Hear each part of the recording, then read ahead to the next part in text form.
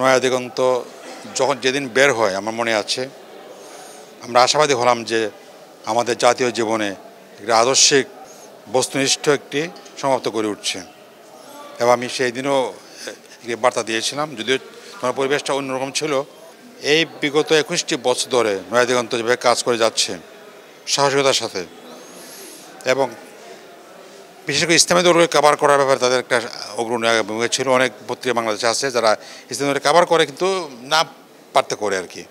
কেউ নয়া দিগন্তের মধ্যে সর্বদাই আমি পেয়েছি একটা স্বতঃস্ফূর্ত ভাব আছে, যাতে করে ইসলামী গ্রুপগুলোকে কাভার করার ব্যাপারে তারা উৎসাহ দেখিয়েছে। তাছাড়াও দেশের সমস্যা, রাজনৈতিক সমস্যা নিয়ে আলোচনা করা, তাদের প্রবন্ধগুলো, তাদের উপসমাধিগুলোতে বিভিন্ন কথাবার্তা বলা, এইগুলো করেছে। আমি নিজেও অনেক সময় বিভিন্ন উপসমাধি লিখেছি, অনেক নিবন্ধ লিখেছি এখানে। মানে অর্থাৎ জাতির বিবেককে নাড়া দেওয়ার জন্য, জাতিকে জায়গায় তোলার জন্য যে কাজগুলো করা দরকার, সমাজ পরিবেশন ছাড়াও যে আদর্শিক কাজগুলো করা দরকার, যে মূল্যবোধ তুলে ধরা দরকার, এই কাজটা করে আসছে। আমি মনে করি নয়া দিগন্ত জাতির জন্য একটি আশা ভরার স্থল।